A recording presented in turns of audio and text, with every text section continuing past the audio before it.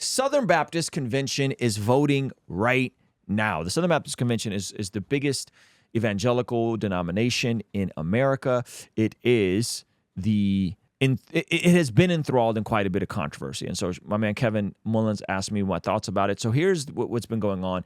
Last year, they kicked out Rick Warren's church because Rick Warren decided that Saddleback was going to be ordaining women as pastors. Okay, so right now they're having their convention, and they are on the verge of voting, if not having already voted, on if women can be pastors. Okay, so there's a lot of conversation about this, and you guys have been asking my opinion on this conversation about women being pastors. Now, the interesting part about this, and I'll try to link the video in the pinned comments. If you go back and look at my analysis, Rick Warren's new pastor, I'm giving you guys context of the actual crux of the issue.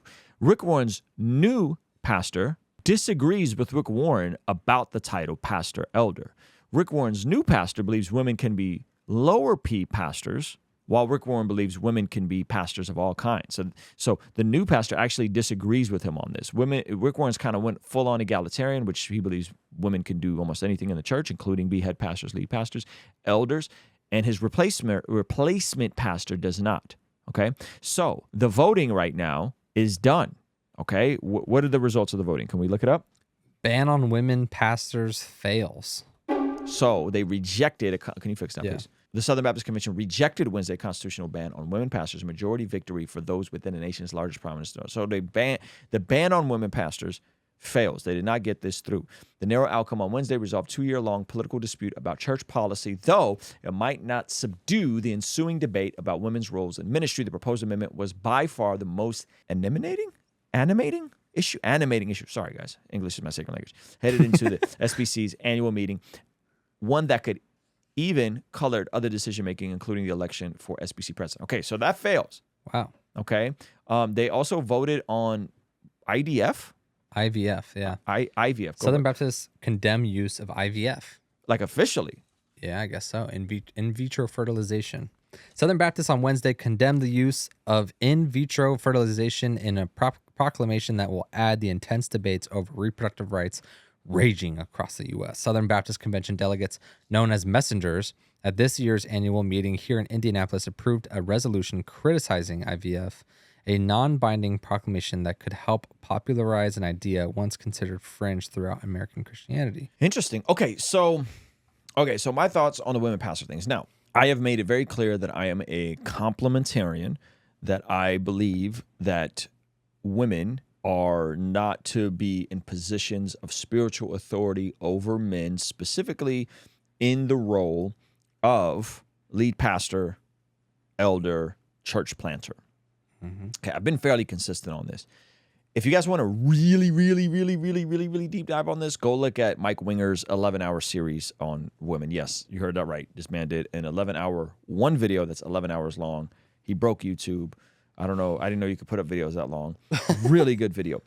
And he did a really good analysis. And I more or less land where Mike Winger lands on women, pastors, elders, so on and so forth. Now, I will add this caveat, and this is where I think I may need to do some more research, because the pushback that the Mike Wingers and pretty much everyone that holds to a more complementarian conservative theology is that the word pastor and the word elder that we see in 1 Timothy and Titus 2 is interchangeable.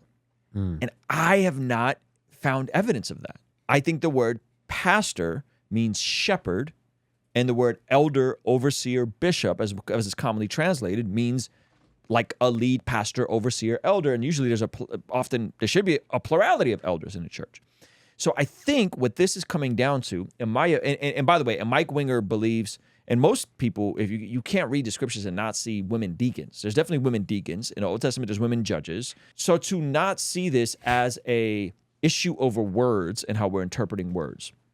Now, for the record, again, I don't think women should be lead pastors. I don't think women should be planting churches. I don't think women should be elders.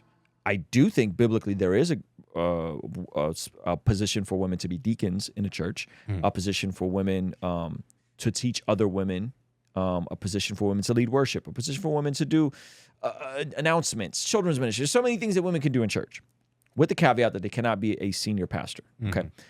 that is, I think, to me, way more practical and pragmatic and true to scripture. But I think the issue I might disagree with is the title of pastor, because I don't see it as clear cut as interchangeable. And I've had this conversation with Honest Youth Pastor. I've had this and this is not a hill like I'm going to die on, but what I'm getting at is this. If a church is using that word pastor in a lowercase p, I still think it's confusing, by the way. But if the church is using the word pastor like in a lowercase p context, meaning that there's the pastor, capital P, pastor, who is running the church, and pastors, preferably running the church, elders, bishops, and then there's the junior high pastor. Mm-hmm. He's not an elder. There's all kinds of churches that have pastors that are not elders. We don't call them deacons. We call them pastors. The junior high pastor is 24. He's not an elder of a church, right? Yeah. And if your denomination does this, and then they decide to have a lowercase p pastor, women's pastor, children's ministry pastor, lowercase p pastor, that's not the same as an elder. That's not the same as a lead pastor or a church planter. Mm-hmm. So I think this is where we get into the definitions. And again, where I've looked at the word, when you look at the word pastor, it's only in the New Testament a couple times. And you guys can go do your due diligence on this. Go look up the Blue Letter Bible. Go look up the word pastor. Go look up the times it's used. I believe it's only used twice, once in Ephesians, and it's usually translated as shepherd. Different word than we see in 1 Timothy chapter 6 that's describing the requirements of an elder, bishop, overseer. Different word than we see in Titus. So bishop, elder, overseer, different word than pastor. Some people keep making this argument, and I've heard Mike Winger make this argument. I've heard Honest Youth Pastor make this argument. I've heard the Dr. Tony Evans Study Bible make this argument, and I just don't see it. So I think we're coming down into differences of definitions, and I am not going to be mad at a church if they have a woman's pastor, if they have a woman's worship leader, worship pastor, as long as she's not holding spiritual authority over men. Right? As long as she's not in that position and she's not going out planting churches and teaching in that authority on a Sunday morning context, right? And so I think outwardly I would probably land where Mike Winger lands on this issue, but I would have to get into the hairs and the definitions, because when I had Honest Youth Pastor lay this case out for me that the word is interchangeable, pastor and elder is interchangeable, when I heard Dr. Tony Evans lay out that the word is interchangeable. I think this is from a passage in 1 Peter.